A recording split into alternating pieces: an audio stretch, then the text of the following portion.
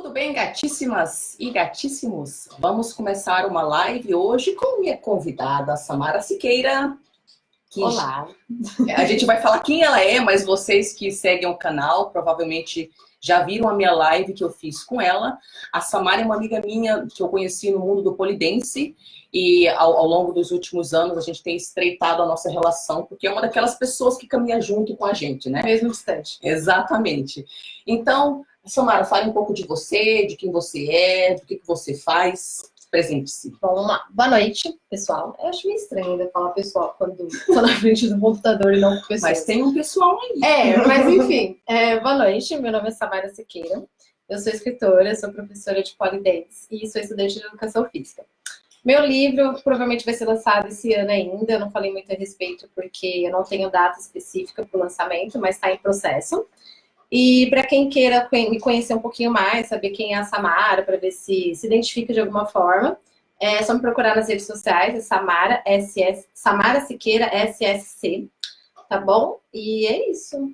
Arrasou. Boa noite. Então hoje a gente vai falar um pouco a respeito do que é ser mulher, não é? Especificamente dos papéis de puta e santa, que são as opções que as mulheres têm disponíveis para si. Hoje, socialmente falando, no século XXI.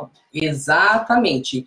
Então, a gente quis fazer essa live porque a gente não se enquadra na definição nem de puta, nem de santa. E essas definições, esse jeito da sociedade pensar, tem causado, na verdade, muita dor, não só para a gente no nosso passado, como para as mulheres na nossa vida. Então, aqui a gente quer adentrar nesses dois papéis e falar sobre coisas que, de repente, não são faladas, não é? Para explorar o que é ser uma puta na sociedade, o que é ser uma santa na sociedade. E os conflitos sempre são muito mais profundos, né? Sempre vem muito lá da infância. Então, eu e a Thalia, a gente teve esse insight aí de trazer para vocês o que foi construindo nesse tempo, a nossa identidade, como que ela foi se construindo e como que a gente chegou no patamar da vida que a gente pensou, nossa, eu não sou santa, não sou puta, e agora, o que eu sou? Socorro. E então esse trabalho de autoconhecimento muito interno trouxe entendimentos pra gente que a gente gostaria de compartilhar com vocês, porque a gente acredita que é tudo unânime, né? Isso. O meu conflito é o seu conflito, porque a gente vive na mesma sociedade. Perfeito. Então a gente vai começar do começo. Exatamente, vamos lá. Que é da infância mesmo. A gente vai lembrar, eu vou te dar o papel, porque tá tudo na letra dela, ela é escritora, então ela vai já guiando a pessoa. A gente vai começar na infância, onde a princípio o gênero não é uma questão tão grande, né? Existem meninos e meninas, mas não existe uma pressão tão gigante para você ter comportamento, não é? De mulher, que você vai ter depois da adolescência. Claro, já tem uma diferença aí na questão de gênero, mas é livre, você pode brincar. Quando você é pequenininha, você pode correr para cima e para baixo nua. Tudo é certo. Tudo é certo. Tudo é lindo. Tudo é lindo, não é? E tudo é livre, né? A gente é livre. Acho que a única fase da nossa vida é que realmente a gente é livre. Isso acontece na segunda infância, até a terceira infância, né? E aí a gente entra nesse parâmetro, né? Quando que a gente sacou que algo estava proibido, né, Thalia? Perfeito. Então você tá lá feliz, criança, vivendo sua vida e tal.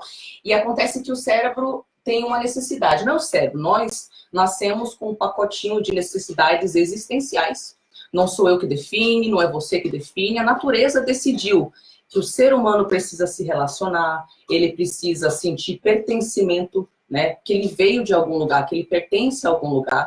E é claro que ele quer aprovação. Ele não quer se sentir isolado, excluído, até porque o ser humano sempre tendo vivido em comunidade, o isolamento é uma ameaça. Então a gente faz por onde se enquadrar nas expectativas sociais, porque não fazendo isso, a gente vai sofrer coisas que vão nos manter longe das nossas necessidades. Como que eu vou me conectar com outra pessoa? Como que eu vou ter inclusão social? Então você acaba se enquadrando aí. Bom, vamos lá. Por questões protetivas também de segurança, né? A gente constrói essa identidade. Como que foi para você a sua infância? A gente começa a falar assim? Isso, tá. Pode ser. Eu ou você? Fala você. Fala você primeiro. Tá, vamos lá. Bom, o livro que eu escrevi trata-se dos abusos sexuais que eu sofri na infância dos 6 a 7 anos, assim, percorreu por um período de um ano e pouco, eu não tenho a memória exata do tempo. Neste período, eu agia como uma criança livre, onde tudo era certo, onde tudo era lindo, então eu não tinha discernimento para entender que aquilo era errado. Dentro da família, eu não tive uma figura, digamos, esperada socialmente do pai paterno, que dá atenção ou coisa do tipo. Ao contrário disso, quem fez isso foi o abusador. Então, a minha referência de homem masculino foi o abusador. E isso só depois de análise que eu fui entender até que eu tinha sido, que eu tinha sofrido abusos sexuais, porque eu não tinha esse entendimento. Uhum. Enfim, eu sempre fui uma criança muito levada, sempre fui uma criança muito livre, brincava na rua, altas horas. Meus pais nunca me proibiram, assim, de socializar. Eles nunca entenderam que externamente poderiam ter pessoas que poderiam ser cruéis. Eles não têm maldade para isso. Enfim, a minha infância,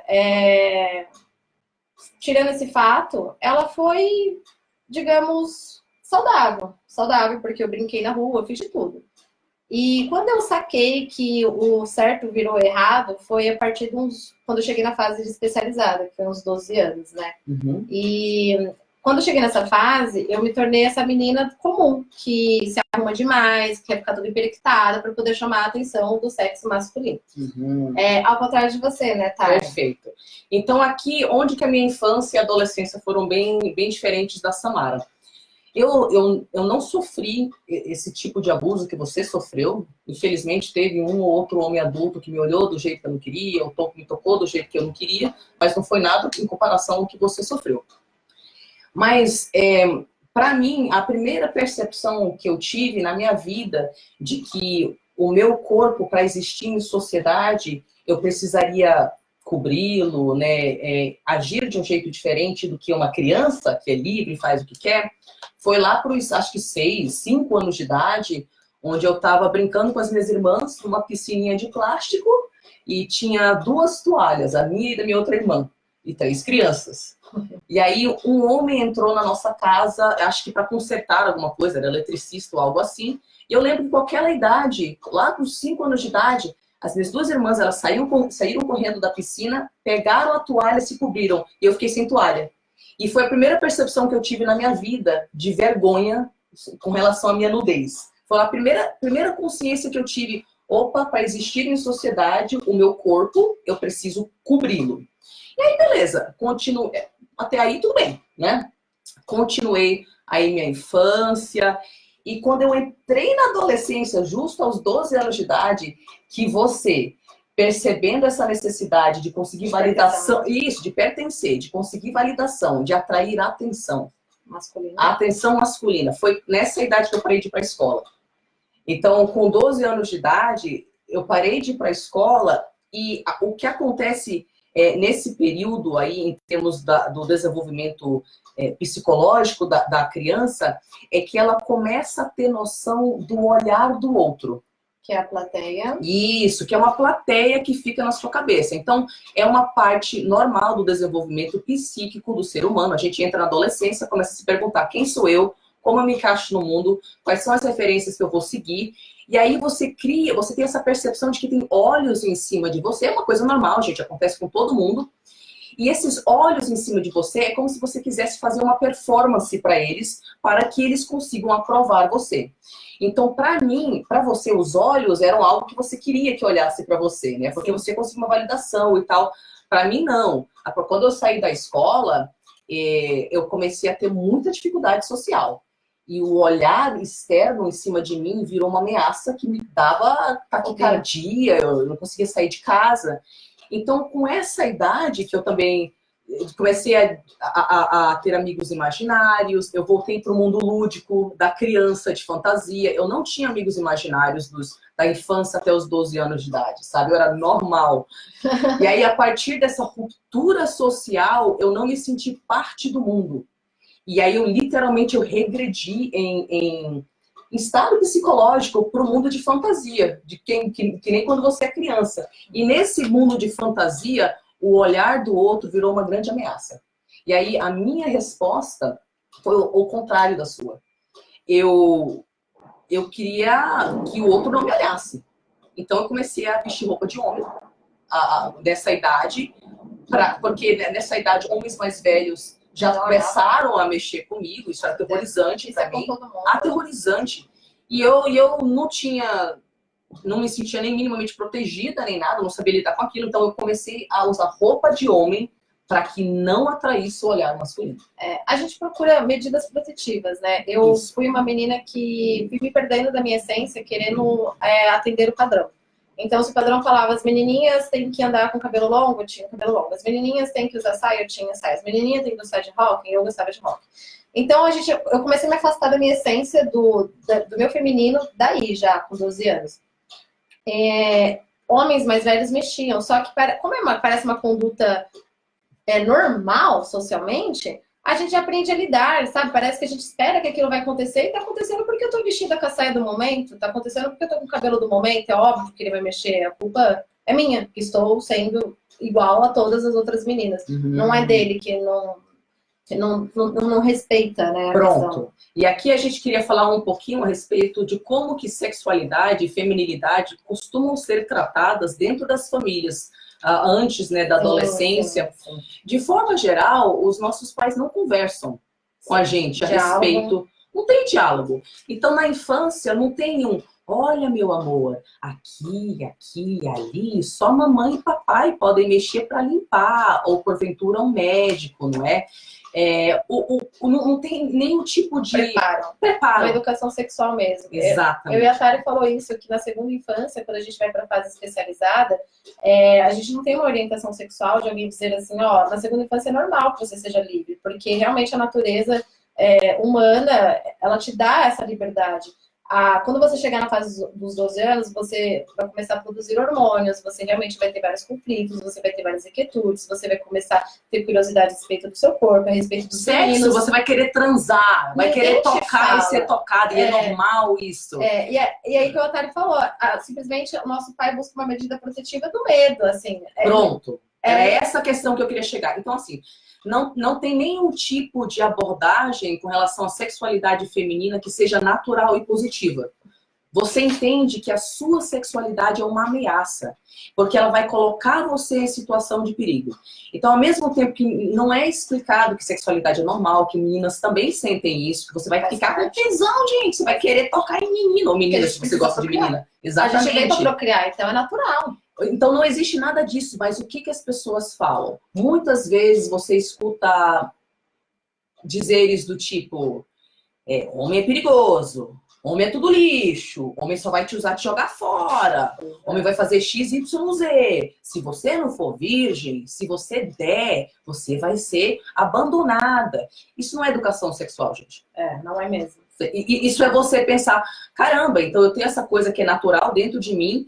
E é feia. E é feia! É ruim, eu não posso ter isso. Como assim? Não só eu não posso ter isso, como o que acontecer de ruim comigo vai ser minha culpa. Porque eu que tenho isso. É errado, é proibido? Como assim? Pronto. É impuro. Você passa da pureza da infância a lidar com a impureza sem ninguém te explicar nada. O meio termo, ninguém te fala nada. Entre a infância e a adolescência. Agora você só é impura e tem que esconder o que você tem. Agora você é porque impura. vão te catar. Vão te catar. Não, é lindo, mas realmente a gente passa por... Como o nosso cérebro começa a entender, a identificar, é muito confuso. Porque tudo na vida a gente busca uma medida protetiva. Tudo a gente busca uma medida... a gente cria personagens para se autoproteger daquilo que ensinaram, que é errado e proibido pra gente. A gente nem sabe se é errado e proibido, né? E sem educação, porém, com muitas crenças limitantes já das nossas mães, das outras mulheres da nossa vida, dos outros homens da nossa vida, a gente adentra na adolescência cheia de hormônio e se sentindo super desconecta com você mesmo, com a sua essência. Exatamente. E tipo, sabendo e também achando que aquilo é uma ameaça. Você não entende mais nada, você não entende o que está acontecendo. E você vai seguindo o fluxo. Você fala, estão indo por ali? Tá bom, então eu vou, né? Não sei o que fazer. Porque ninguém te dá uma orientação. E é uma pena, porque nossos pais também não tiveram. De certa forma, eles deram o melhor pra gente. Mas porque eles aprenderam que a defesa é com a base do medo. Só que não é assim, né, gente? A gente hoje em dia tem um monte de informações aí exatamente para a gente continuar evoluindo, né? Não dá para a gente continuar a mesma saga da nossa família, Pronto. achando que não tem interferência psicológicas, e tem, né? Porque isso interfere em tudo. Pronto. Profissional, relacionamento, você com você, interfere em tudo. Exatamente. Você quer falar? Qual é a próxima parte? Bom, a gente falou sobre a plateia na cabeça, da questão do cérebro de entendimento aos 12 anos. A gente falou que nossos pais usam mecanismos de defesa. Um exemplo. Minha mãe, quando eu tinha uns 15 anos, ela falava assim pra mim, tadinha, ela não falava por mal, ela falava assim pra mim, você, essa sua virgindade, é preciosa. Então, tudo bem. Mas ela falava assim, no dia que você perder essa virgindade, o homem ele só busca isso. Ele vai conseguir o que ele quer e no outro dia ele vai te abandonar. No outro dia ele vai embora. Porque ela sabe que, teoricamente, de fato, a nossa virgindade é preciosa, sabe? Acho que o nosso corpo é precioso, a nossa vida é preciosa, nosso tempo é precioso, tudo é precioso. Então, mas isso não significa que alguém vai ferir isso, sabe? Por que eu tenho que trabalhar na questão do medo para que eu não me conheça? É isso que é engraçado, né? Para que eu não me conheça. Isso, não tem experiências. Como? Vai ser doloroso. E aí, curiosamente, a mãe dela tendo falado isso para ela a vida inteira. Pois aí, ironicamente. Então, a gente entra exatamente nessa parte de referências femininas da nossa mãe. Então, a gente está seguindo o fluxo do que a gente notou. Eu perdi a virgindade com 15 anos, com um namoradinho que eu tinha, ele tinha uns 19 anos, ele era mais velho do que eu. E ele utilizou o mecanismo da pressão, né? Falava assim, eu sou mais velho, eu sou homem, eu não vou aguentar de esperar, é demais pra mim, não sei o quê. E eu cedi as pressões dele. No dia que a gente perdeu a virgindade, eu, sinceramente, não sei se... Eu acho que foi uma junção de tudo. Desencadeou o fato de eu ter sido abusada sexualmente na infância e o fato do terrorismo psicológico que minha mãe me fazia, de dizer isso pra mim. Assim, no momento que eu perdi minha virgindade, eu não quis mais ver ele nunca mais. Ou seja, como eu não tinha referência, eu não admirava a minha mãe, sabe? Eu tinha uma imagem dela submissa, de uma mulher que eu não concordava com aquilo, eu quis ser tudo o que ela não era, entendeu? Então, a partir do momento que ela falou pra mim, o cara vai te abandonar, eu falei, ninguém vai me abandonar. Eu que abandono o cara. Eu abandono primeiro. Eu sou melhor. Eu sou moderna, não serei como a minha mãe, não é? E aqui, junto com as primeiras experiências sexuais, a gente está sendo doutrinada a aprender e seguir código de conduta, de comportamento feminino e masculino. Então, eu lembro, por exemplo, na adolescência, enquanto você estava vivendo isso, eu não estava, porque eu não tinha vida social, né? Então realmente não transava com ninguém. Mas eu lembro nessa fase, eu tinha recém voltado para o Brasil com 15 anos de idade, e eu me vestia como homem. Mas nos Estados Unidos, naquela época, tudo bem, um monte de mulher se vestia como skatista, rapper, fazia parte do estilo. Só que aqui não, né? E eu lembro que as referências de ser mulher que eu tinha era o seguinte: a minha mãe falava, ser mãe é um lixo. Até seria legal em outra sociedade. Ela tem um ponto interessante aí. Em outra estrutura social seria mais fácil. Mas ela falava, ser mãe é um lixo, destrói sua vida. Eu pensei, então não posso ser isso não. Aí ela falava, homem é tudo lixo. Não posso me expor a isso não. Né? Então, ser mãe era lixo, homem era lixo, casamento era lixo. Ser mulher no mundo, ela falava, é só dor, ser mulher é dor. Então, com 15 anos de idade, morando no Brasil, vestindo roupa de homem, muitas brasileiras e brasileiros falando pra mim, Thalia, será que tu não é lésbica? Aliás, eu conheci a Thalia e eu achei que ela era lésbica quando eu conheci. E eu via o que era feminino, e as mulheres que eu via, elas queriam ser mães, que eu já decidi que não podia ser, queriam casar, que aparentemente isso não poderia existir na minha vida, porque minha mãe falou que não, e eu tinha que ser o marido da minha mãe, não podia achar um marido pra mim, né? E sexualidade, obviamente, era uma ameaça, porque se eu mostrasse um ombrinho, já tinha homem nojento na rua, mexendo comigo, em grupos de homens mais velhos, de 40, 50 anos de idade. Eu me sentia prestes a ser estuprada a qualquer segundo. Eu decidi que eu não podia ser mulher. Eu decidi que eu não era aquilo lá. E eu parei muito bem, eu refleti e pensei, cara, eu gosto de homem. Mas se ser mulher é ter esse comportamento que pra mim é nojento, ficar falando de aparência o tempo inteiro, ficar falando de macho o tempo inteiro, ficar falando mal de outras mulheres, eu não sou mulher, não. E aí, pra mim, foi uma questão pesada de gênero. Porque eu não queria ser homem, mas eu rejeitava a mulher. E me vestia como homem, porque na minha cabeça, a mulher não tem como se proteger. Mulher fraca, que está exposta a perigo. Então, olha a loucura da minha cabeça. Eu não sou mulher. Quer dizer, eu não ajo como mulher, rejeito isso, mas eu sou fisicamente mulher. Homem é um perigo. Quem sou eu? O que eu sou? Então, e homens se comportavam de um outro jeito? Perdão. É que para mim também não fazia sentido. Que não era você. Que também não era eu. Então eu fiquei muito confusa durante muito tempo. O que eu sou, afinal? Eu e a Thaís tínhamos marcado aqui, quando foi que a gente identificou esse conflito de mulher santa e puta? Quando você parou na sua vida e falou assim, não me identifico com essa mulher, mas e o que eu sou? Pra mim, foi exatamente no ato quando eu perdi minha virgindade. Eu aderi um comportamento sexo masculino para proteger o meu feminino. Eu comecei a ter, dali em diante, comecei a ter diversos tipos de relacionamentos supérfluos. Eu adotei uma postura realmente promíscua. Eu tinha relações sem sentidos. E era eu que abandonava os homens. Nunca eram eles que me abandonavam. Eu sempre colocava um ponto final na história. A minha referência feminina em casa, a minha mãe era muito submissa. Assim, na verdade, eu enxergava ela como submissa, porque as pessoas falavam, seu pai manda em tudo, seu pai é isso e aquilo outro. Então, eu compreendi que minha mãe obedecia tudo do meu pai. Eu olhava e falava, eu não quero ser essa mulher, eu não sou essa mulher. Então, eu realmente, a partir do ato que eu perdi a virgindade, eu passei a ser puta, digamos. Aqui tem umas questões que são importantes. Para a mulher, só tem duas opções. Ou você é puta ou você é santa. A sociedade vai te cobrar. Exatamente. Se você tiver qualquer comportamento diferente da santa tradicional, você vai ser taxada de puta.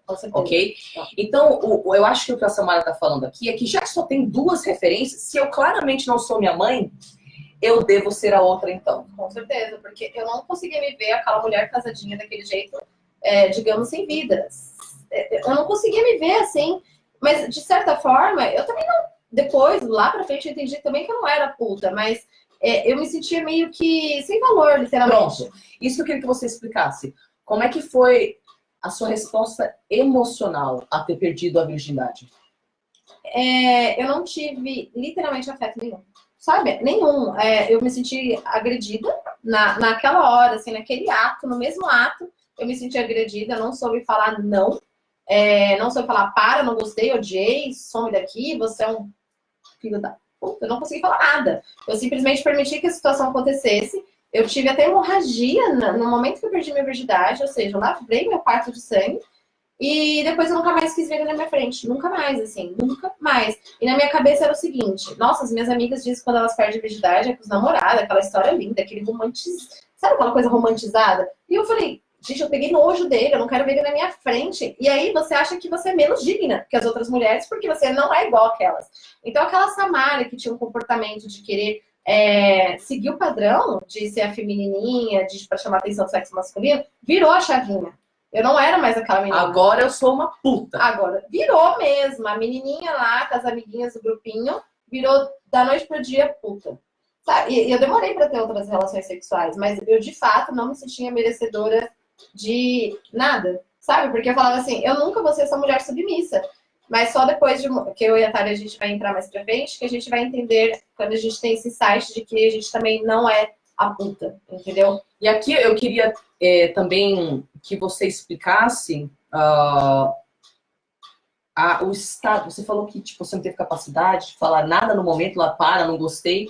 E aí você falou um negócio pra mim, outro dia, quando a gente estava preparando, que o que você sentiu, a sensação foi muito parecida com o que você sentia na infância. Sim, sim, porque depois de muitos trabalhos, né, psicológicos e tratamentos, como que foi? A pessoa que me abusou, ela cuidava de mim, cuidava literalmente, buscava na escola, levava na igreja, dava doce, dava não sei o quê. E, em troca, ele satisfazia os vontades deles doentias, né? Vamos mencionar exatamente assim, porque é uma doença. E eu oferecia, tá entendendo? Porque, assim, eu continuava tendo aquilo. Então, eu não tinha o entendimento correto de que aquilo era errado, mas algo em mim sabia que não estava muito certo, entendeu? Porque eu não falava pra ninguém. Ele falava, ninguém pode saber, não conta pra sua mãe, pros seus pais. Mas eu tinha medo de perder. E a gente falou muito disso, da questão da mulher perder o homem. Na minha cabeça de infância era perder aquilo que eu tinha. Meu pai, ele estava numa fase desempregada, ele não dava atenção pra gente. Então, eu tinha atenção total dele, total. Era doces o tempo todo. E o que a criança quer? A criança quer brincar, a criança quer se divertir e tudo mais. E quando eu perdi a virgindade,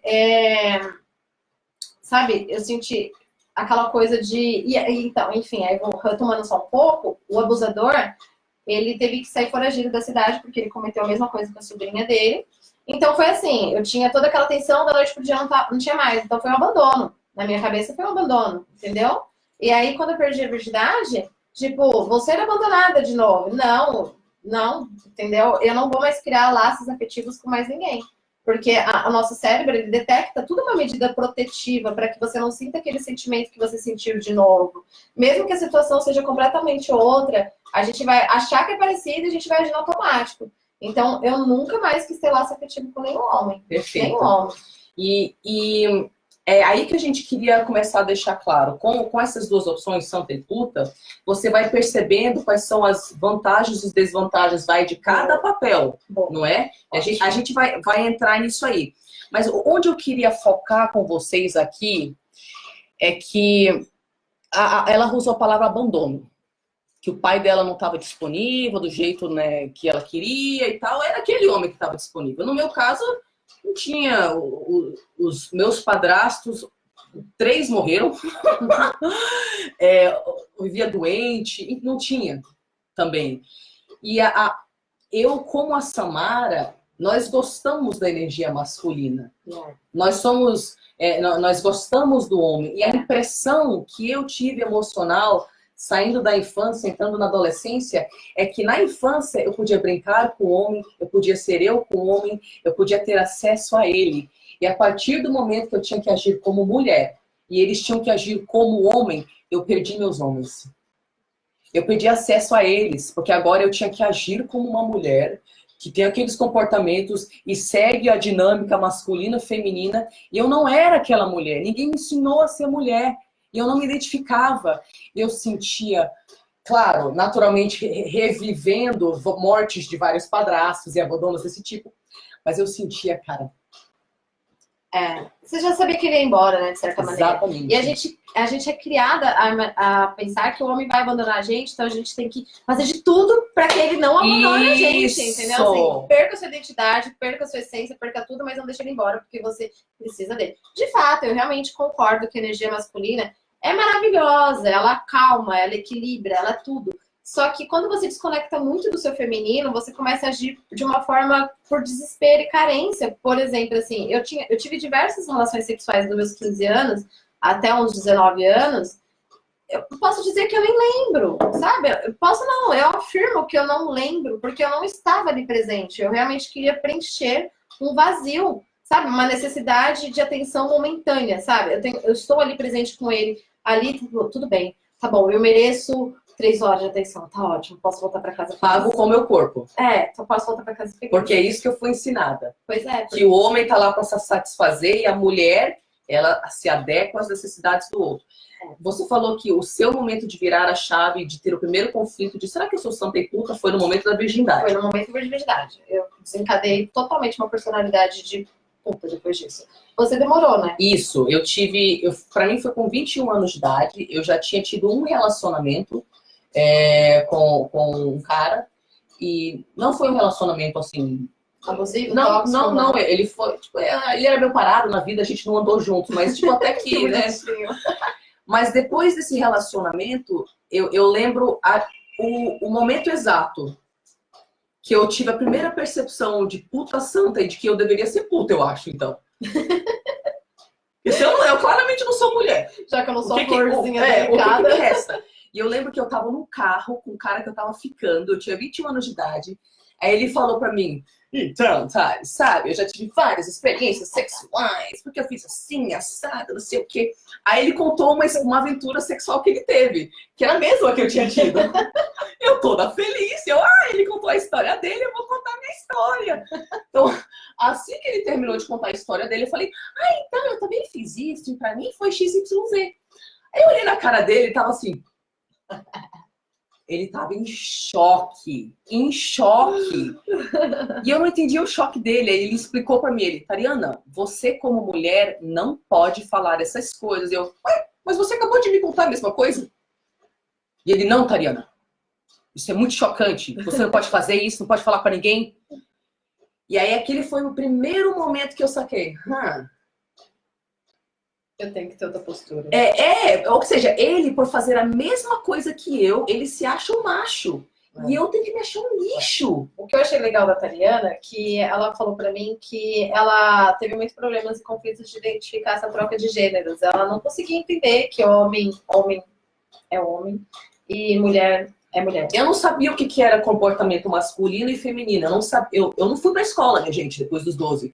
Não teve ninguém presente para explicar nada. Eu não tive vida social. Com 20 anos de idade, eu não sabia o que era o comportamento de mulher ou o comportamento de homem. Imagina o conflito que foi para poder tentar se adaptar socialmente quando já é esperado algo de você. Né? Já é esperado que você atende certa conduta.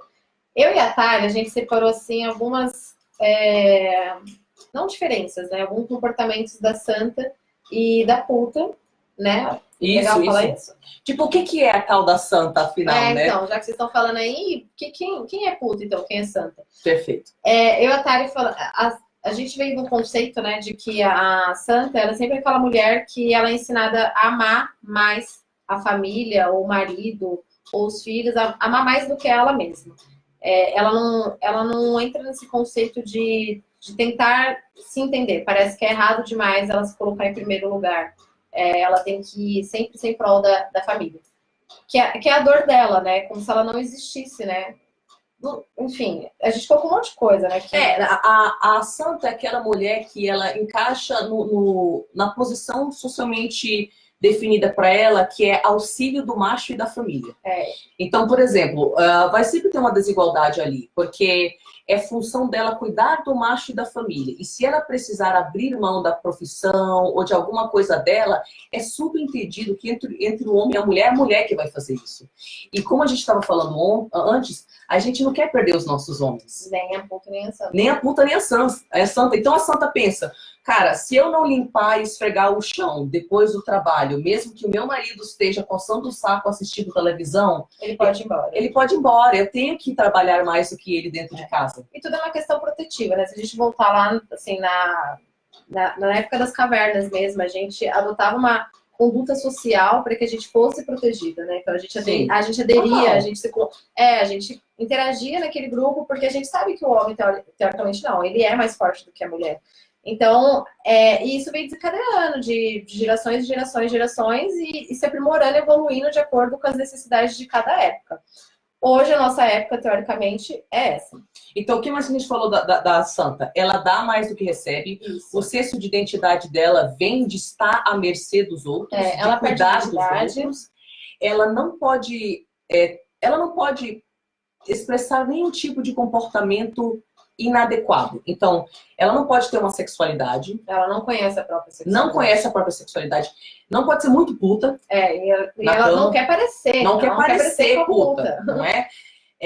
Mas ela tem que servir o macho. Então, querendo transar ou não, ela acha que vai ter que dar. Porque a função da mulher no casamento você vai perder seu macho se você não der. Se você não der em casa, ele te trai. Exatamente. Então tem muitas essas... Mas tudo bem ele me trair, eu fingir que nada tá acontecendo por enquanto, porque ele tá aqui dentro de casa, cuidando da família, cuidando de mim. Isso. O que mais que a gente falou da santa? A gente fala uma coisa, a gente colocou aqui que ela tem até receio de exigir algo, que ela sente culpa de exigir. Pronto. Sabe o que a gente fala aqui muito no canal? Da culpa tóxica e a culpa normal? A culpa saudável, que culpa é um sentimento que faz parte das emoções humanas. A gente sente culpa mesmo. Quando a gente sente uma culpa saudável? Quando você faz mal a alguém. Então, por exemplo, a Samara é minha amiga. Se eu roubo o dinheiro dela, eu vou me sentir mal. Culpa saudável, é para corrigir meu comportamento. Mas existe aí, em cima de mulher, em cima de homem também, de outra forma, mas, uma culpa tóxica. Que é uma culpa que toda filha e filho de narcisista conhece. Que é a culpa que você é programada a sentir quando você cuida de você mesma. Então, socialmente, a mulher sente culpa por cuidar de si, por se priorizar. Inclusive, trabalhando com empreendedorismo, as clientes que eu tive relacionadas a empreendedorismo, uma das grandes crenças limitantes que elas têm é cobrar, porque elas lidam com profissões de cuidar, terapeuta, acolhimento, e elas acham que isso é função de mulher. E que elas não têm que ser remuneradas por isso. Gente, é uma coisa muito louca. Então, a mulher, ela acha que ela não tem que receber por ser o apoio da humanidade. Exatamente. Isso acontece muito, muito mesmo. A gente colocou aqui também que a Santa, ela se alinha ao opressor por mecanismo de defesa, porque ela não quer se expor ao perigo. Porque a puta, ela é exposta ao perigo, né? Como se ela não fosse digna de merecimento de respeito perante a sociedade. É como assim, ela mereceu que isso acontecesse porque ela é assim. Se ela fosse uma mulher dona de casa cuidando dos seus filhos, isso não teria acontecido. Isso! Não só isso, a gente também fala muito, eu conheço muitas mulheres assim, que transfere toda a sua carência como mulher, como ser feminino pro filho. Então, todas aquelas insatisfações, todos aqueles que ela não conseguiu na vida, tudo, ela vive pro filho, porque aí parece que ela buscou um sentido pra vida. Eu tava falando com a Tari... Abafa, gente. Enjoy every moment, here and now. Curta todos os momentos. Até aqui e agora. Abafa. Então, tava até falando com a Tari, eu realmente eu não sou mãe ainda, mas eu quero ser hoje em dia, né? Hoje em dia, com essas fases do feminino e do masculino dentro de mim, eu espero um dia ter essa posso dizer, né? Esse equilíbrio, essa bênção de ser mãe um dia. Eu acredito realmente que seja algo milagroso, assim, você poder gerar outro ser dentro de você, saber que é você que tá passando todos os nutrientes, que é 50% seu, do marido. Mas eu não. Tem uma frase que eu gosto muito de uma mulher que ela fala assim: do que adianta eu morrer de orgulho dos meus filhos e não ter orgulho de mim? Não adiantou nada.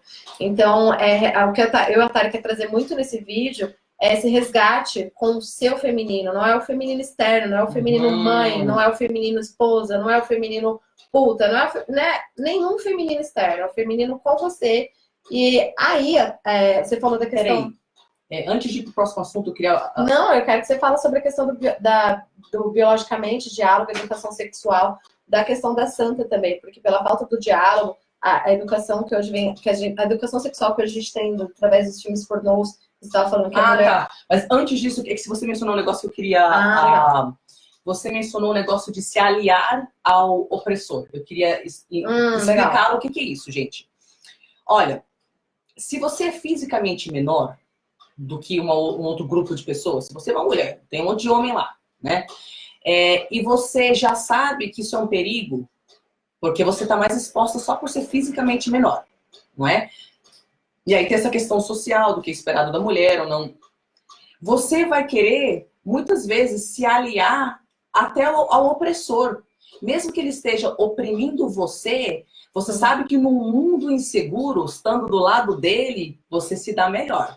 Então, assim, a Santa, ela percebe que todos os tipos de desgraça possíveis acontecem com a puta. Se a puta é estuprada, vão falar, mas ela tava usando uma saia curta. A Santa já pensa, caramba, foi tão fácil assim justificar um estupro, eu não quero ser essa daí não, né? A puta é estuprada, espancada, morta, acontece tudo que é coisa com ela, e toda a sociedade fala, mas ela é puta. A Santa não quer ser essa mulher. Então ela adota comportamentos do abusador. Quantas mulheres vocês não veem que é mais machista do que homem? Porque vai falar mal de outra mulher, vai falar mal da sexualidade de outra mulher. Ela vai tirar o foco dela e jogar em cima da puta para ela se sentir segura. Também é um mecanismo de defesa. Também é um mecanismo de defesa. Isso eu não sei, isso acontece de forma consciente ou inconsciente? É inconsciente. Inconsciente total. É inconsciente. A gente só não quer fazer parte do grupo que está sendo maltratado. Porque está desenvolvendo um método de se proteger, né? Exatamente. É um método protetivo, né? Exatamente. Inclusive, tudo é um método para se proteger.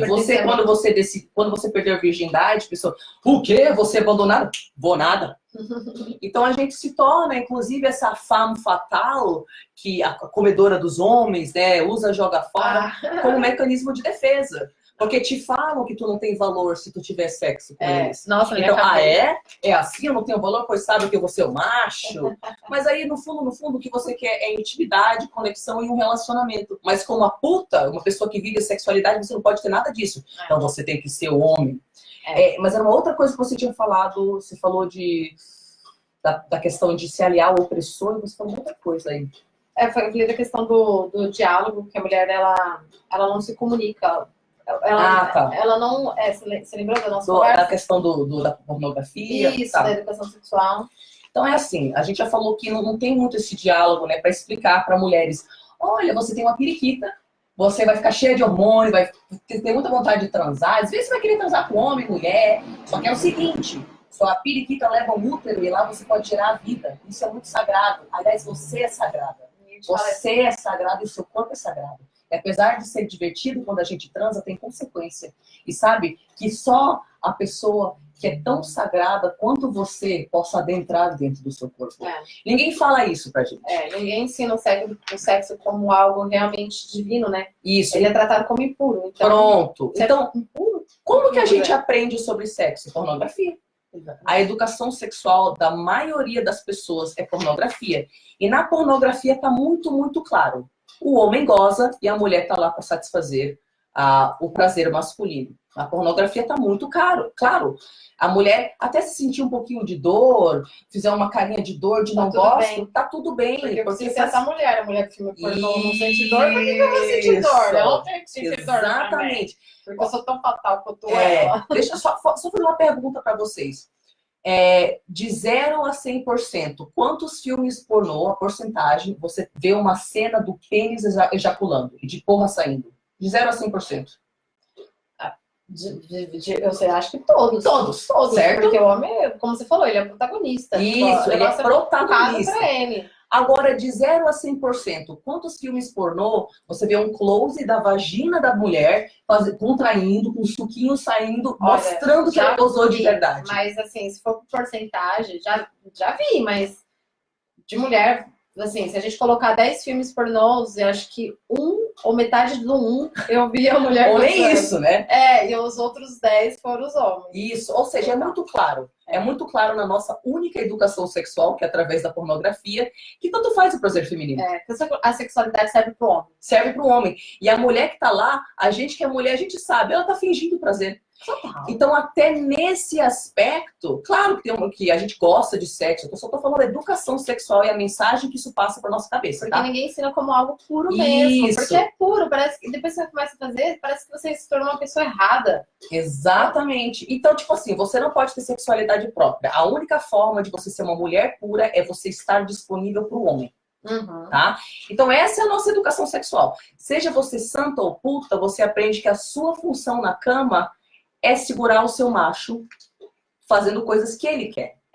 E nem tudo, né? Porque você não pode ser puta quando você é santa. Exatamente. Você não pode ser puta em casa. Exatamente. Você tem que se anular das suas vontades sexuais, porque você tem que estar ali só cumprindo o seu papel como esposo, como a companheira dele, a companheira que ele espera que você seja, né? Não que você queira ser. Isso a gente falou também, que a mulher, na verdade, quando a gente estava conversando, você falou quando a mulher ela perde a vontade sexual do marido, da santa, que você falou que ela desencadeia coisa no cérebro dela e ela perde literalmente essa vontade de querer que o homem toque nela. Perfeito. Então, assim, fora essa educação sexual torta, por causa dela, aliás, e essa falta de reconhecimento de que a mulher é um ser sexual e que ela tem uma sexualidade própria dela, a gente não aprende umas coisas básicas, tipo, que demora de 20 a 30 minutos de preliminares para a mulher estar pronta para a penetração. Agora eu pergunto para as mulheres aqui, quantas das suas transas na sua vida, você e o cara fizeram 20 a 30 minutos de preliminares antes dele penetrar você?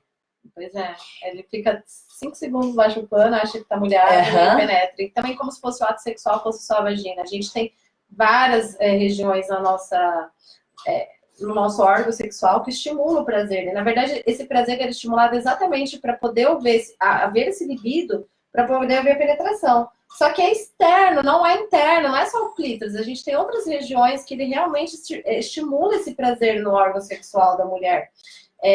Claro, pro libido. O libido, na verdade, é para penetração, mais porque essa questão de procriar o filho. Só que não é só daí que a gente tem prazer, gente. O nosso corpo, desde o fio de cabelo até a ponta do pé, tem zonas de prazeres. E a mulher funciona assim. Até o homem funciona assim, ele não sabe. Não tanto quanto a gente, mas assim, A gente tem que ter essa exploração de si. E aí o que acontece? A gente não tem. Então, além da gente não ter, não é? Você não vai identificar que algo está errado na sua vida sexual, porque você está dando prazer pro seu marido, mas você nunca fala para ele, olha, eu faço sexo oral em você 10 minutos, você ficou literalmente 30 segundos. Olha, eu preciso de mais 20 minutos, um tempo aí, né? Eu preciso que você converse comigo, meu amor. E que você faça uma massagem em mim. Eu preciso de intimidade para eu sentir esse tesão todo. Então a mulher rotineiramente ela se anula. Ela não sabe nem identificar o que ela precisa pro cara e ela sente uma vergonha absurda em explicar isso para ele. Então ela não fala. E o que vai acontecendo com o tempo? Se o seu corpo serve para o outro, não é?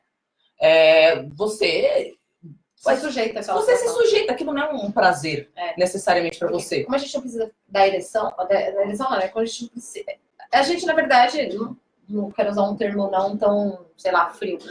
Com a nossa vagina, teoricamente a gente pode permitir que adentre. A gente pode estar ali sem prazer nenhum, apenas, tudo bem, estou aqui, pode me usar. O homem não, ele precisa estar ereto, né, para o ato sexual, senão ele não consegue. Então é por isso que a gente permite, a gente fala assim, tá tudo bem, então, vamos anular, tá bom, só vou precisar abrir as pernas mesmo, isso aqui vai demorar o quê? Deve durar o quê? Uns 10 minutos? Hoje ele tá afobado, acho que vai demorar 5, tomara. Isso, e aí o que a mulher faz? Ou ela faz aquele fingimento básico de fingir orgasmo, que todas nós já sabemos como que é, não é? Eu não, nunca ouvi falar. Ou ela dissocia. E a gente vai entrar nessa questão de dissociação, gente. E eu quero que vocês me deem o feedback de vocês pro final. Isso é legal. Porque isso aqui é importante. A gente não falou da puta, porque a gente precisa falar um pouco dos comportamentos da puta. Não, a gente fala bastante do comportamento da puta. Mas antes de entrar no comportamento da puta, eu queria falar um negócio sobre a diferença entre o masculino e o feminino. Boa. Tá? Bom. Então, beleza. Então, a pornografia, ela afeta a mulher dessa forma. Minha sexualidade existe pro outro, não é? Mas só eu não posso ter muito, senão eu vou ser desvalorizada na sociedade. O cara não. Enquanto a gente está recebendo a nossa doutrinação de gênero, o homem tá recebendo as seguintes mensagens. Você não pode ser fraco. Não fique vulnerável. Você não pode ser triste ou ter vulnerabilidade. Seja o provedor. Tem que ser macho.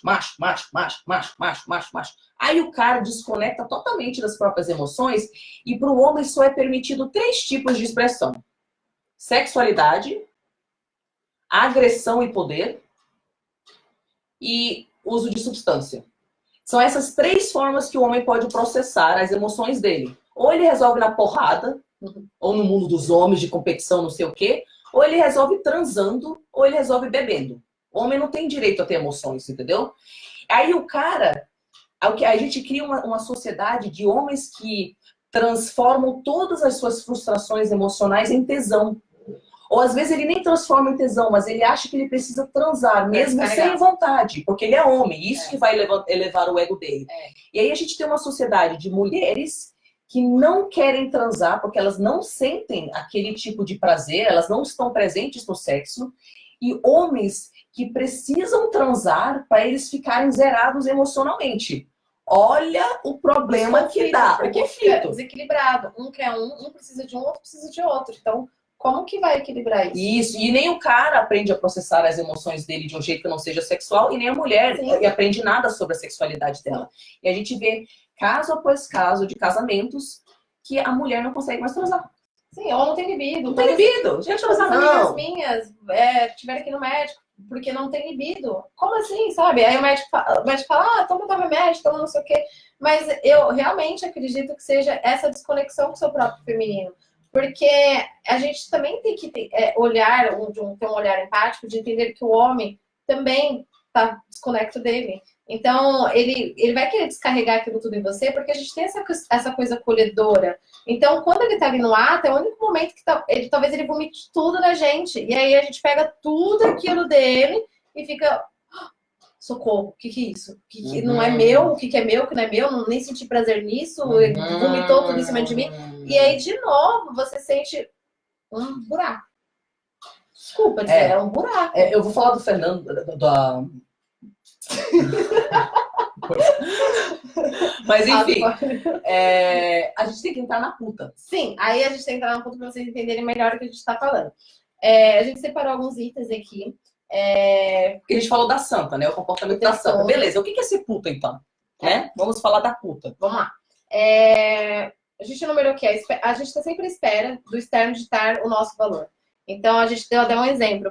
Assim, você saiu, conheceu um cara X na balada e gostou dele, e aí, vou transar com ele. Você transa com ele no primeiro dia, você fica naquela expectativa dele te ligar no outro dia. Você fica olhando no celular toda hora. Ai, meu Deus, ele curtiu minha foto, não curtiu minha foto. E o fato dele não entrar em contato com você, você faz acreditar que você é menos digna de valor. Você realmente é aquela mulher que serve apenas para aquela noitada e você não merece uma família. Você não é a merecedora de ele te levar para casa para conhecer sogrinha e churrasco aos finais de semana.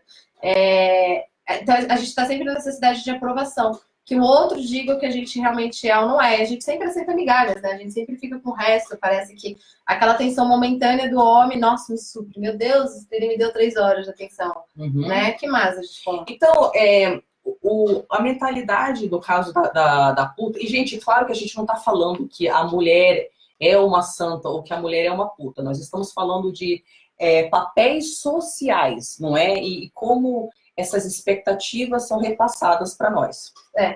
Então, a gente fala sexo livre, também ele é submetido a prazeres de risco, que a gente se automutila. Isso. Então, a puta, ela entende que se eu não posso ter as coisas de uma santa, que é a família, um homem que me respeita, inclusão e respeito social, profissional, o que me resta é isso, o resto. Então, para mim, me resta ser amante do cara casado, para mim, resta receber os cacos do cara que acabou de sair de uma relação, né? Para mim, eu aceito várias coisas também que estão contra a minha essência. Por exemplo, às vezes a puta também tendo a mesma educação sexual de todo mundo, que é através da pornografia, ela entende que para ela conseguir atenção masculina, ela tem que usar o corpo dela.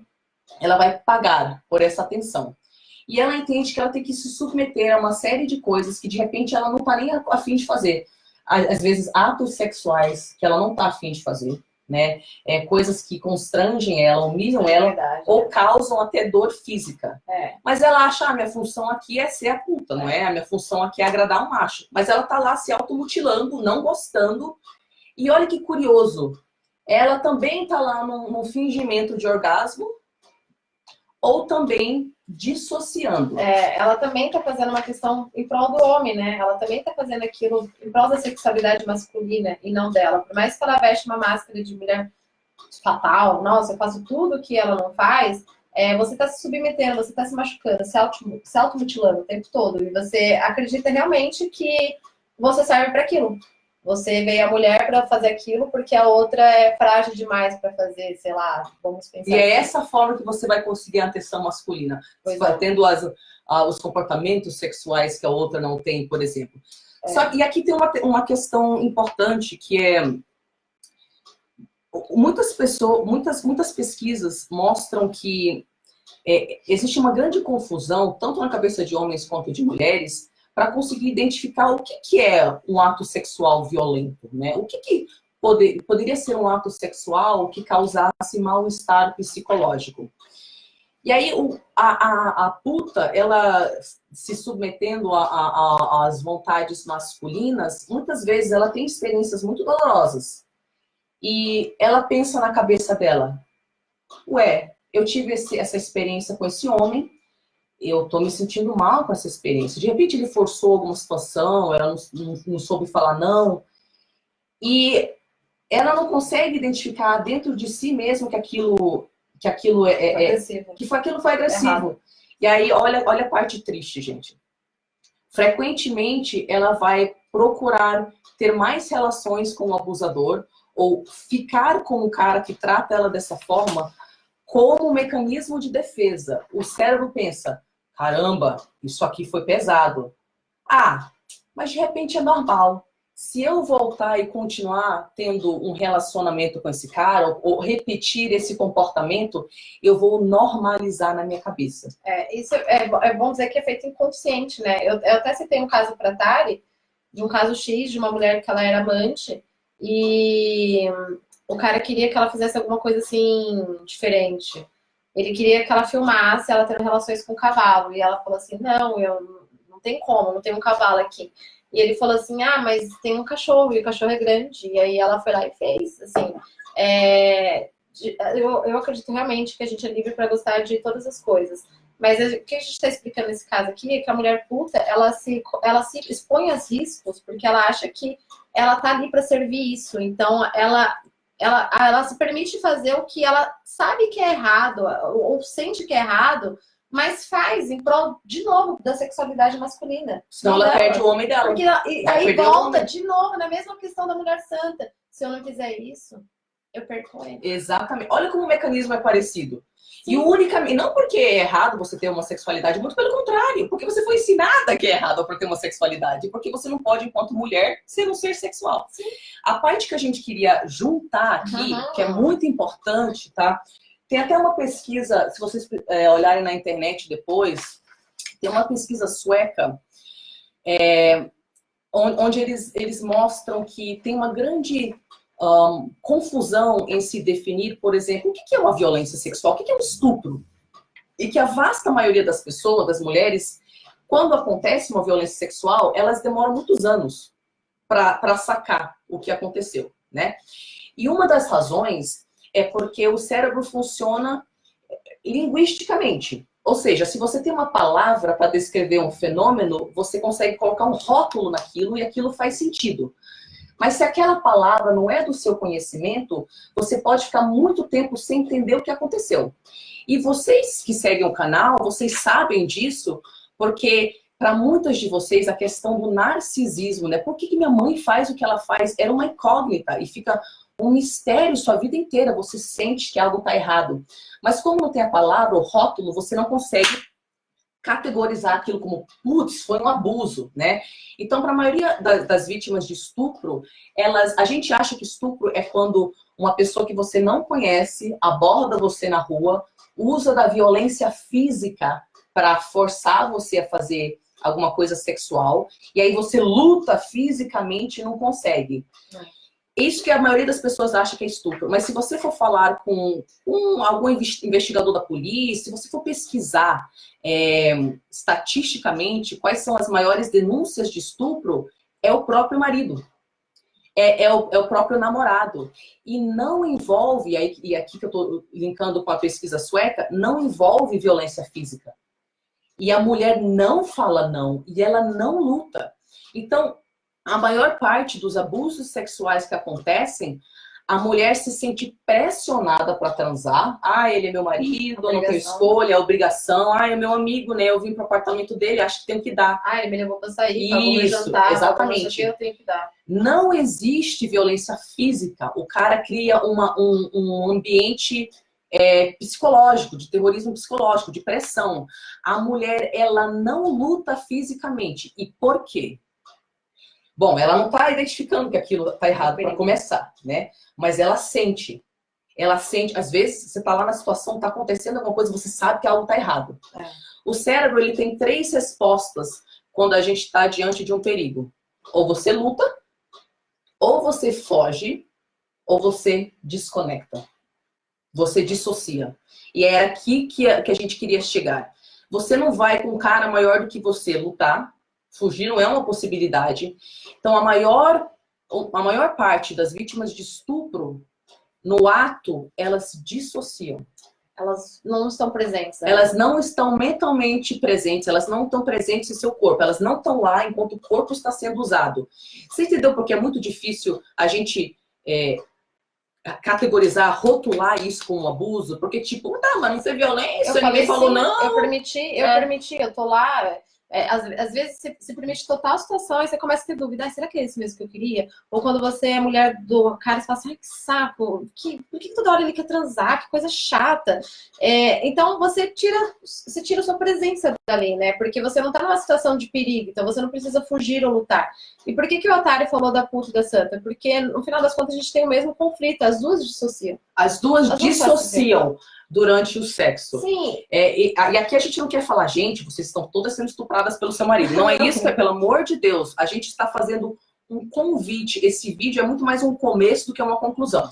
Tá bom? E por que a gente dissocia? Porque a gente está afastada do nosso feminino. Se a gente se conectasse com o nosso feminino, se a gente conhecesse a fundo, entendesse o que realmente representa o nosso órgão sexual para a gente ou para o mundo, como algo realmente sagrado, como o meu templo, como eu tenho que cuidar não só eu, o meu parceiro também, o corpo dele também é tão abençoado, tanto quanto o meu, é tão sagrado quanto o meu. Se a gente, assim, voltar a ter essa conexão, a gente não vai precisar ter essa dissociação na hora sexual, a gente vai querer estar presente ali de corpo, mente e espírito, sabendo que ali a gente pode estar gerando as melhores energias do mundo para qualquer pessoa ao redor, porque de fato tudo é átomo. Então, por que eu e a Tari queria falar sobre isso? Exatamente quanto a gente fere nós mesmos com essa questão de dissociar. Pronto. Porque a gente não reconhece socialmente que uma pessoa transando dissociada possa ser mal. Gente. A gente não tem noção, porque a gente está tão no automatismo, sabe? De fazer as coisas no automático, como ensinaram pra gente, que a gente não tem essa noção do quanto que a gente se fere. Porque por mais que nosso cérebro não esteja, por mais que o nosso espírito não esteja ali na hora do ato sexual, e eu tô lá contando os minutos, 5 minutos, que saco, meu Deus, hoje ele tá demorando, caramba, passou para 10. Por mais que a gente esteja nessa situação, nosso corpo está recebendo estímulo. E quando a gente fere o nosso corpo, a gente fere o nosso espírito. E isso causa uma série de desequilíbrios em outras áreas da nossa vida. O nosso chakra, o nosso órgão sexual, ele tem o chakra sacral, que está relacionado do eu sou, a minha criatividade. Quando ele está em desequilíbrio, a minha criatividade, por essência, ela não fica de forma natural. Eu não consigo exalar ela, eu não consigo produzir, não é que eu não consigo produzir, eu não consigo realmente transmitir isso de uma forma natural, sabe? Quando isso está em equilíbrio, você fica muito mais conecta com você, com seus próprios talentos. E não só isso, o chakra sacral também é do relacionamento. E a melhor forma é de você dizer que você ama o seu parceiro. Se você não quer que ele adentre você ali naquele momento, como é que você está amando ele? É muito forte isso. Então, como que a gente se fere? A gente não tem noção do quanto que a gente se fere, quanto isso pode trazer depressões, ansiedade. O que mais que a gente falou, Tari? Eu queria dar um exemplo de tipo, como a gente, às vezes, não identificando, mesmo assim, fere a gente, tá? Eu tive um parceiro, muito tempo atrás, que na nossa relação, eu não sentia tesão por ele. Hoje eu entendo por quê. Era uma questão de admiração, eu não admirava ele, aí não conseguia sentir tesão, enfim. E olha só, eu conversava abertamente com ele sobre isso. Então ele até foi um cara de mente aberta. Eu falei, olha, eu não sinto tesão, não tô a fim de transar, eu sinto assim assado. E ele conversava comigo, ele foi super aberto, assim, nós fomos juntos para o médico, para ver se eu tinha algum desequilíbrio hormonal. Eu de fato tinha, eu fiz tratamento.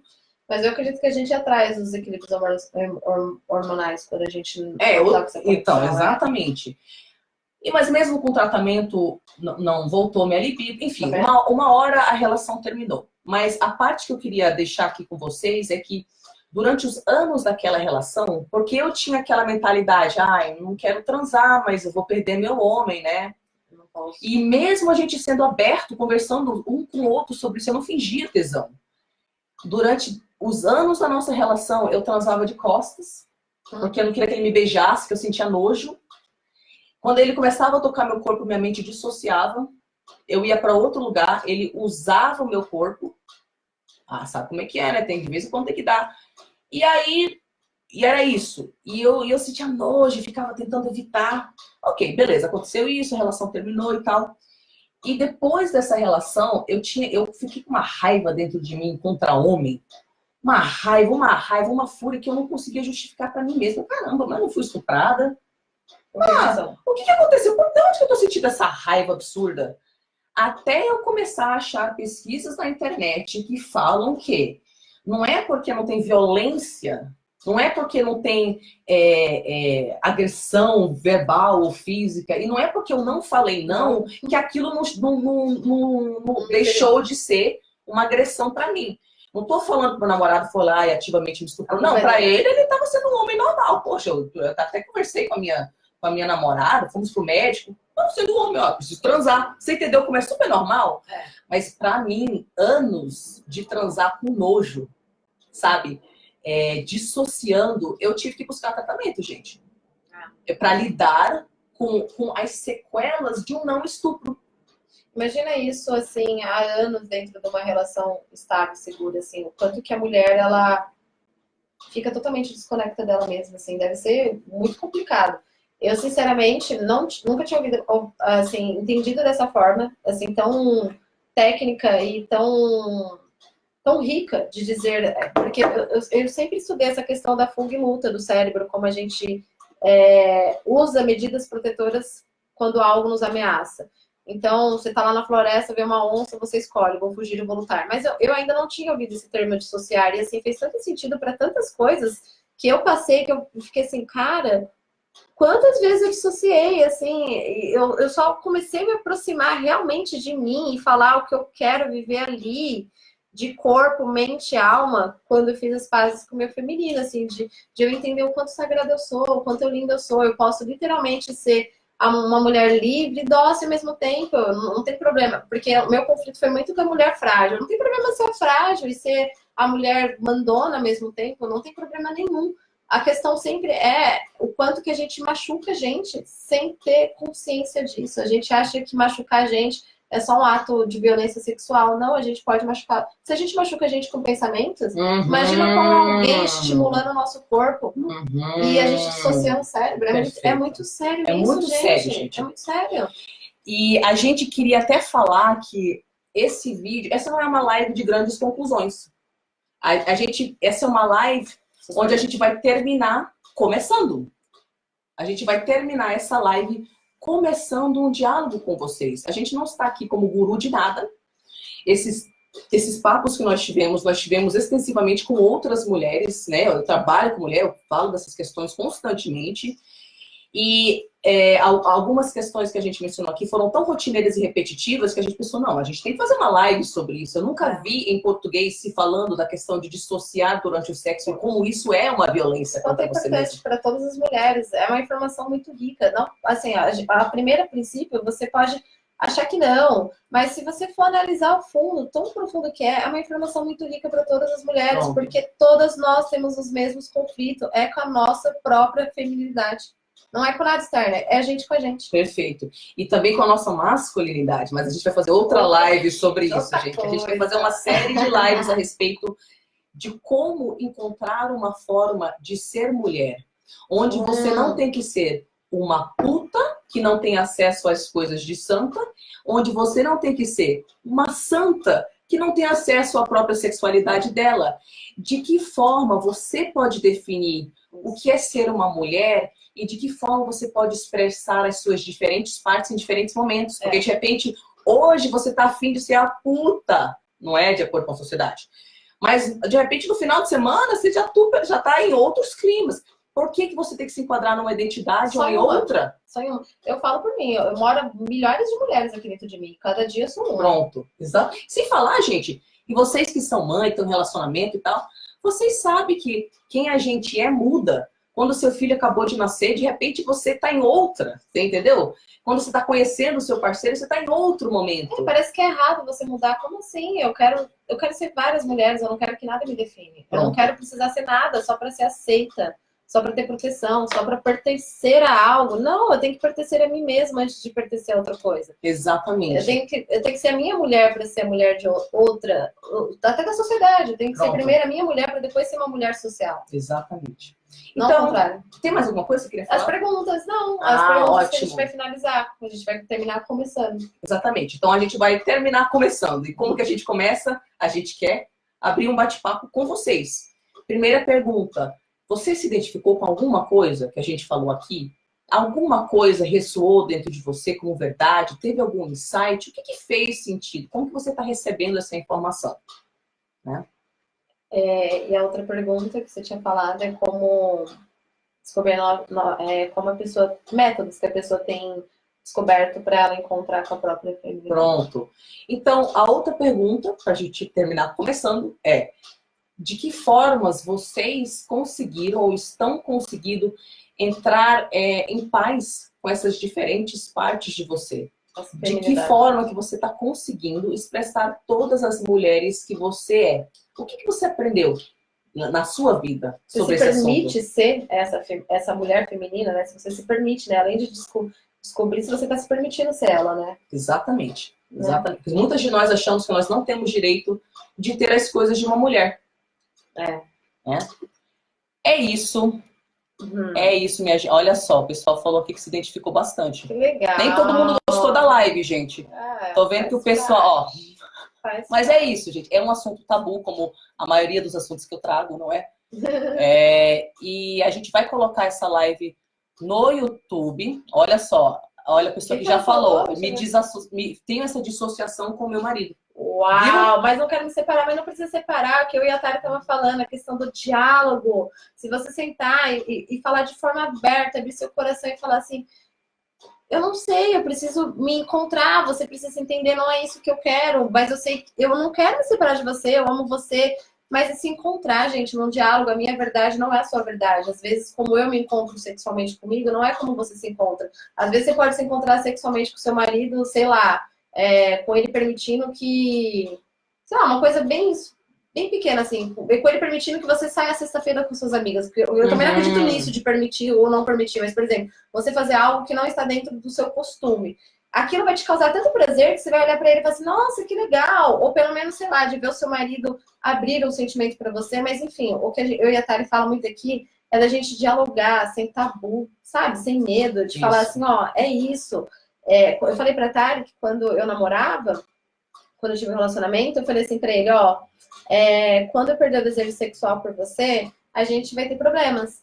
Porque ou eu vou começar a te trair, ou a gente vai terminar, porque alguma solução eu vou buscar, porque se eu não tô tendo mais desejo sexual por você, alguma coisa tá errada. E a gente tem que ver que alguma coisa tá errada. Às vezes não é com a pessoa, às vezes é com a gente mesmo. Pronto, é aí que tá. Ó, vai gente aqui falando. De um tempo pra cá, estou muito travada, sem libido, pouca transa, dissociada. A outra também falou Sim. que não tô conseguindo ser nada.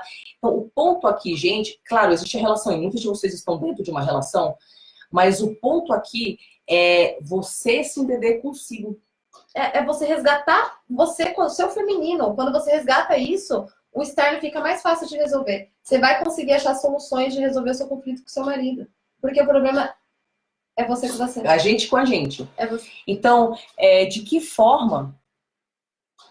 Terapia também, né? Claro. Sim, sempre. Pra todo mundo.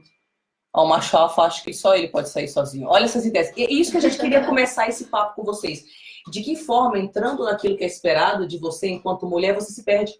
Pois é. É esse diálogo que a gente quer começar com vocês. E, gente, a gente vai fazer outras lives. Eu entendo que vem muitas perguntas a partir do que a gente falou aqui. Joga essas perguntas aí nos comentários, a gente vai colocar no YouTube, porque daí a gente consegue ver onde estão as dúvidas. Eu posso trazer pessoas e assuntos que são realmente relevantes para vocês, tá bom? Fala de novo aí os seus contatos, onde que as pessoas podem achar, fala o seu livro. Bom, é melhor no Instagram, Samara Siqueira, SSC, tá? Acho que é a única, vai ser a primeira a aparecer. E meu livro, acho que agora eu posso anunciar, né? O nome dele vai ser Abusadas, Relatos sobre Abusos Sexuais e Superação.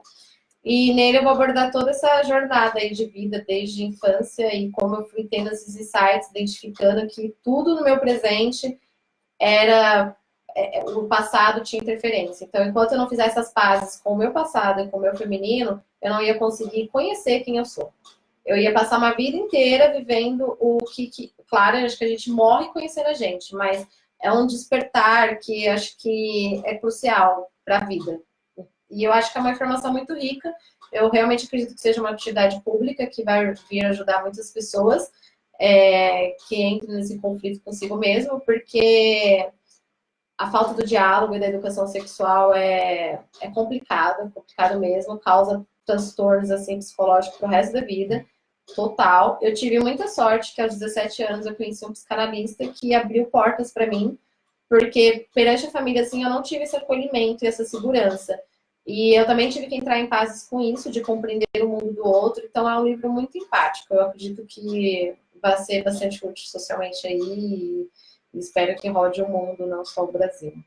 Abusada. O nome do livro. Né? Samara Siqueira. Abusada. Fiquem de olho. Quando lançar, a gente vai fazer outra live. Tá bom? Obrigada, viu, gente? Minhas lindezas, me falem o que vocês se identificaram e falem de que formas você está aprendendo a viver todas as mulheres que você é.